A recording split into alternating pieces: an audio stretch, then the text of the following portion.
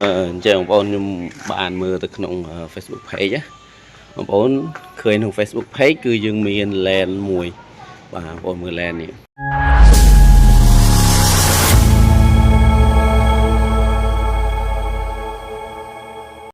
តាមយើងនេះបានហ្នឹងណាបាទខ្ចប់ទៅលើទូរស័ព្ទបាទ LAN នេះ LAN ហ្នឹងគឺ LAN 1825ហើយយើងចង់ដឹងថាតើថតបានចង្ងាយណាបាទថតបានចង្ងាយណា1825 18គុណ25ណា Mobile LAN នេះ LAN វាធំអញ្ចឹងបងណាបាទឃើញទេមានខាងនេះខាងចុងខាងនេះយើងដាក់ជាមួយទូរស័ព្ទខាងចុងនេះយើងទៅក្រៅហើយយើងមាននេះជើងនេះមួយទៀតមកជើងនេះមួយសម្រាប់យើងចាប់ជាមួយទូរស័ព្ទណាបងណាបាទឥឡូវចាំមើលខ្ញុំដាក់សាលបងមើលយើងថតចម្ងាយ100ម៉ែត្របាទថតនោះចេញចម្ងាយ100ម៉ែត្រថតបានច្បាស់ដែរអត់ចឹងណាហើយដើម្បីឲ្យទប់លំនឹងខ្ញុំមានជើងកាមេរ៉ានេះបាទជើងកាមេរ៉ាហ្នឹងគឺយើងបើក3តង់បាទមានតង់នេះមួយតង់នេះបាទតង់3តង់ហើយខ្ញុំបើកកកនេះថែមមួយតង់ទៀតបាទដើម្បីឲ្យយើងមកខ្ពស់នេះប៉ុណ្ណេះបាទខ្ពស់ប៉ុណ្ណឹងណាបាទអញ្ចឹងឥឡូវចាំមើលខ្ញុំដាក់ហើយយើងអាចនឹងថតទៅយ៉ាងម៉េចដែរគុណភាពវាតាមដូចវីដេអូគេផុសអត់អញ្ចឹងណាបាទអញ្ចឹងពីមុខផ្ទះខ្ញុំនេះទៅដល់ស្លាកសញ្ញានេះនេះបើយើងប្រើកាមេរ៉ាធម្មតាវាព្រិលបែបនេះនេះណា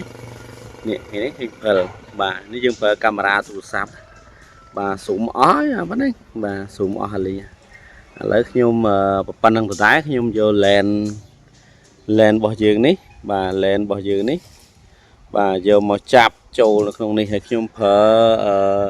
ឥឡូវខ្ញុំនិយាយពី zoom ខ្ញុំប្រើ zoom 10x បាទឥឡូវកុំអាដល់ 10x ឥឡូវខ្ញុំសូម zoom ត្រឹមនេះយើង zoom 4.4x ទៅលើទូរស័ព្ទ Vivo 5G បាទ Vivo 5G អាហ្នឹងប្រភេទទូរស័ព្ទក្រុមហ៊ុន Vivo ឥឡូវខ្ញុំបើកប៉ុណ្ណេះយើងមើលរូបហ្នឹងមានប៉ុណ្ណឹងឯងឥឡូវខ្ញុំដាក់ LAN នេះចូល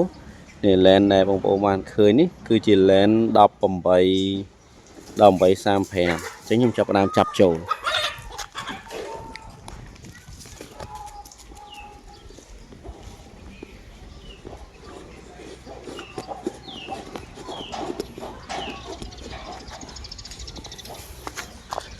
បាទឥឡូវយើងចាប់ចូលហើយឥឡូវខ្ញុំសេរី LAN ហ្នឹង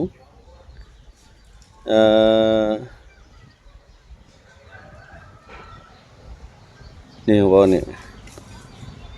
ឃើញស៊ូមបានប៉ុណ្ណេះទៅលើចម្ងាយបើយើងនិយាយពីចម្ងាយវិញគឺបាទចម្ងាយ70ម៉ែត្រ70ចម្ងាយជាង70ម៉ែត្រហើយខ្ញុំស៊ូម4.7 បាទ 4.7 ឥឡូវខ្ញុំស៊ូមមកនៅត្រឹម3.9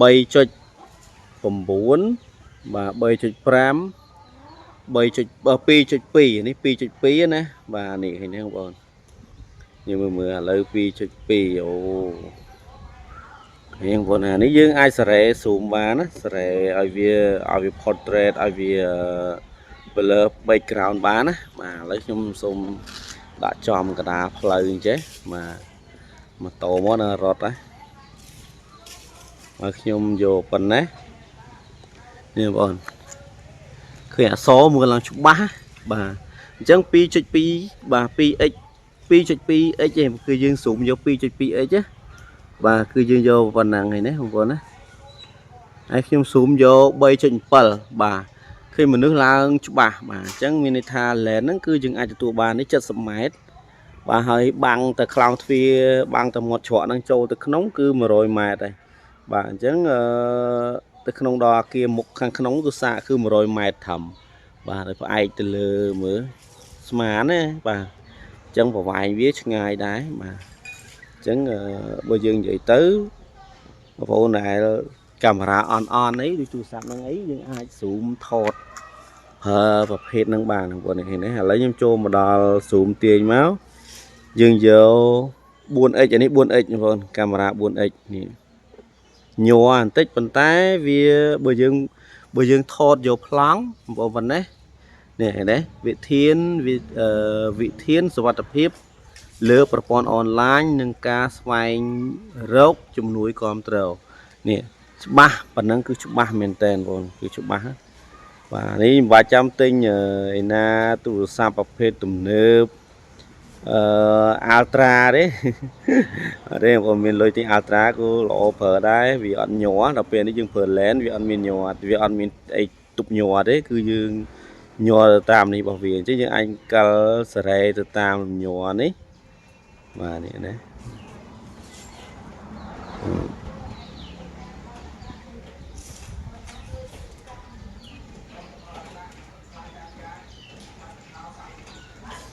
នេះបង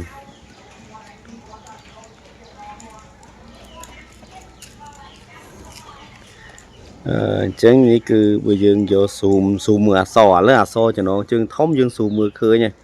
ឥឡូវខ្ញុំចង់មើលអក្សរចំណងជើងតូចនេះវិញនេះអានេះបលោះនេះឃើញទេញ័របន្តិចបាទមើលវិលមកឥឡូវមើលម៉ូតូមកអានេះសារវាចាប់ផ្ទៃក្រោយអញ្ចឹងទៅវាមើលម៉ូតូអត់ឃើញទេបាទឥឡូវខ្ញុំស៊ូមប៉ុណ្ណេះជាមួយខ្ញុំមើលអក្សរតូចនឹងឃើញអត់អញ្ចឹងណាឥឡូវយើងចាប់ផ្ដើមខ្ញុំប្រើស៊ូមនេះ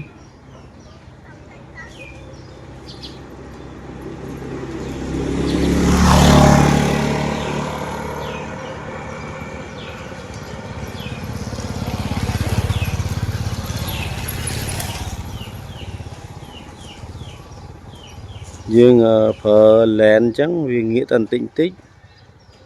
គឺនេះហ្មងបង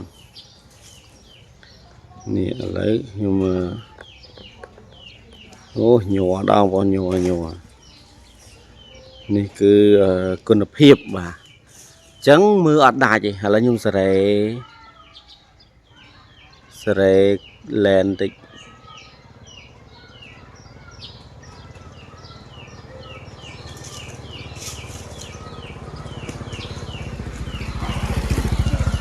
អូសេរី lens មិនគុំមើលអត់ដាច់ដែរ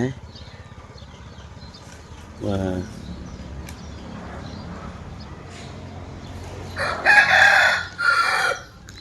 ខ្ញុំមើលមកប៉ុណ្ណឹងមានថាយើងមើលអក្សរនោះវាអត់ឃើញច្បាស់ទេបងគាត់ថាមើលចំណងជើងច្បាស់ចំណងជើងវាអក្សរធំដែរបើយើងមើលផ្លិតទេមើលអត់ឃើញទេបងតែមើលនៅក្នុងនេះគឺច្បាស់នេះខ្ញុំគិតលើបន្តិចនេះបងប្អូននេះឥឡូវយើងយកប៉ុណ្ណេះនេះមើលចំណងជើងវិធានសុវត្ថិភាពហ្នឹងជាមួយខ្ញុំស៊ូមបន្តិចទៀតខ្ញុំសេរីនេះជាមួយ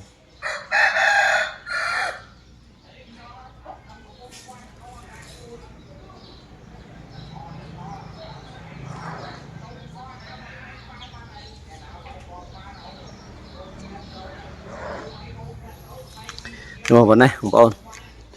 វិធានសុវត្ថិភាពអក្សរអានបានតែក្នុងនេះវិធានសុវត្ថិភាពលើស្អីនេះប្រូអីអនឡាញនេះអានេះយើងមើលអត់ច្បាស់ទេគឺបានប៉ុណ្ណឹងបាទអញ្ចឹងនេះគឺជា